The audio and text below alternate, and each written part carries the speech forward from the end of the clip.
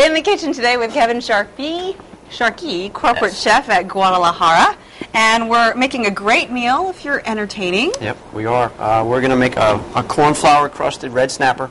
It's going to be served with a grilled corn avocado succotash. And what we're going to start with is the garnish. We're going to make a little salad. Yeah, oh wait, let folks know exactly what they need to gather together if they're going to make it, for example. Yep. This is jicama. Jicama is a cross kind of between a pear and a radish. But not sweet? Nope, not at all. It's not quite vegetable? Yes. It grows in the ground. This is actually what it looks like before you cut it. Oh, very cool. There's actually, you can buy them at Harris Teeter if somebody's really looking for one. Oh, we're going to start with that. Okay. And this is for what part of the dish? Because you already have these other ingredients kind of laid out. And what are these used for? This is a salad. This right here is going to be what's going to go underneath it. This is going to be served warm underneath the fish. This is going to be served at room temperature on top of the fish. Oh, okay. All right. This is some fresh orange segments and the juice from the oranges. Okay, so you want to keep that in there. Yep. We're going to. The reason I segmented is, you know how when you bite into an orange, and it has kind of like that membrane, if you will, which is not very not very appealing when you try and eat it. So what I did is don't like that. Segmented them. So you did it for us. You kind of cut it all up for us. Thank you. Save some time. What is that? Some red onion, just a little bit to add a little bit of texture and some different flavor. Then we're going to put some fresh mint. I don't necessarily like to cut it because what happens when you cut it turns brown. And, I didn't know that. Lots so of fresh using herbs your when you fingers. Yep. Okay to kind of let it breathe. Exactly. The other thing is this kind of gives it a little bit more of a rustic look, if you will. And I kind of like the way that things like that look. Yeah, so and it's very flavorful already. So you're smelling the mint already kind of doing its magic. Now, you said this is a cold salad, so this is going to hang out. And you said earlier that, before the show started, that this is good to kind of let sit for a little bit of time. This would be better if it sits for a little bit. Put a little bit more orange juice in there. Nice. Now, this is Guadalajara's recipe. And people might be a little surprised that you sell and make snapper at the restaurant. Yep, we're kind of developing a bit of a new system, some things that we're going through, and you're gonna probably see a whole lot more things that you wouldn't normally see at a Guadalajara restaurant in the future. This is our fish, some very fresh red snapper that we got last night. This is masa flour. What this is if you've ever had a tamale, this is what you use to make tamale. It's a coarse ground corn flour. Right. All we're going to do is take the fish, let it kind of cover it on both sides. Now, where do you get that flour? Do you buy this again at Harris Teeter? It's actually where I bought it last night. Just at Harris Teeter, and no seasonings or it. Farm fresh, sorry. But as far as seasoning, you just kind of let it go. There's nothing in there. The flavor of the corn that's in it will. In the olive oil when we cook it, we'll give it the flavor. All right, very good. Now, we're coating this, obviously, to put in the pan, to heat up. Does anything else go on top of that before you do that? Nope. Okay, so we're going to wrap this up, and in the next segment, we're actually going to cook all that and then make another kind of a salad bed. Final bed. component for you. All right, we're going to do that coming up in the next segment. Thanks very much. We are in the kitchen with Kevin Sharkey, corporate chef at Guadalajara. We're continuing our red snapper dish. So we've coated everything in our cool flour. Yep. What was it called again? It's called masa. Masa. Now what we're going to do is I got the pan hot. Okay. We're going to put a little bit of oil. Not too much because you don't want to fry it.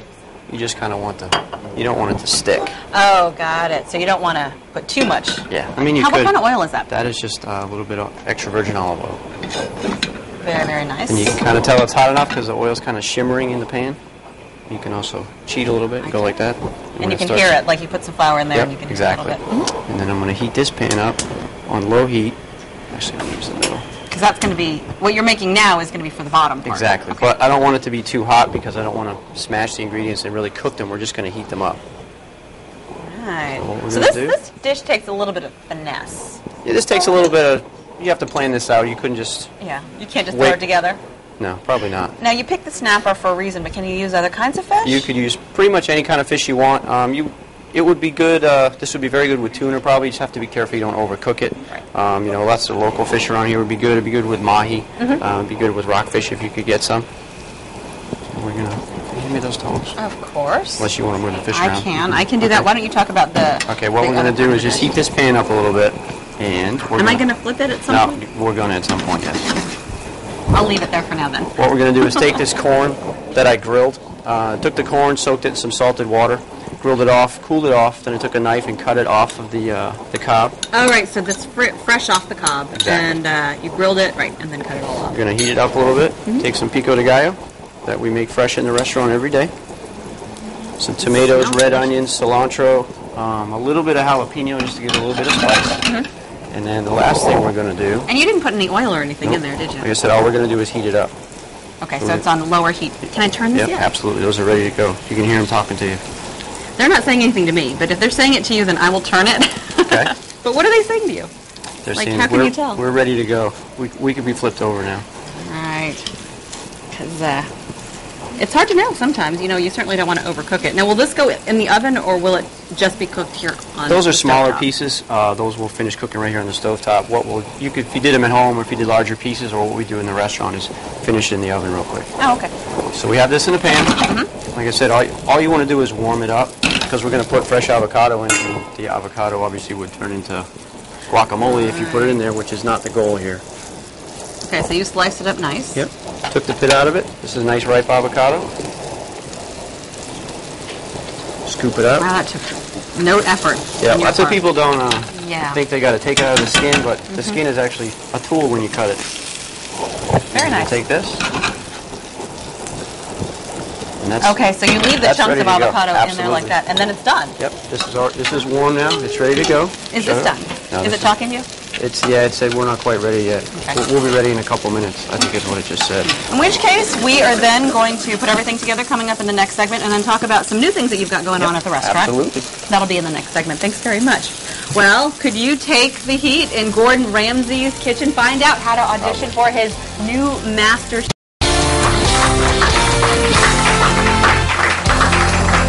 In the kitchen today with Kevin Sharkey. Why do I keep saying Sharkey?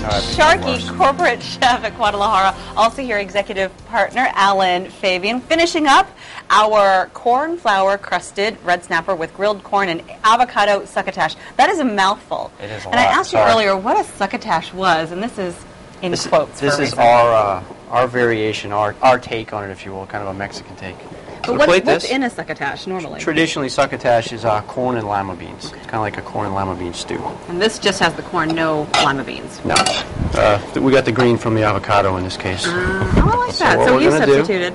to plate this, Okay. now that this is warm, and like I said, you don't want to cook it too much so the avocado doesn't get all smashed up. Notice I only show up when he starts to plate the food. Yeah, I'm with you. good like I'm that. here. I'm like right on top of it. Gonna take- Alan, talk to us about some great stuff going on for Halloween, for this weekend first, and then we've got some more good stuff going on. Granby Street's back open. We're really excited about Granby Street. So there will be a big party going on Halloween, Saturday night, rather, the 30th. And then Town Center, as always, is our biggest party spot on Saturday night for Halloween. We've got big cash prizes, and it's going to be a really, really good time. Cool. Now, we were talking earlier about the snapper being on the menu and kind of not really being what people first think of when I think Guadalajara's, but things are changing at the restaurant. I think it's when they think Mexican. And that's the thing about Guadalajara is we try and, our ingredients are fresh. We try and get as much as we can. Majority of it does come from local purveyors, which is very important. But, by bringing Kevin Sharkey on, the point of taking catering to a whole new level is what we're really excited about. So if you're having an event, if your holiday party, actually we're doing Wavy and BBT's holiday party.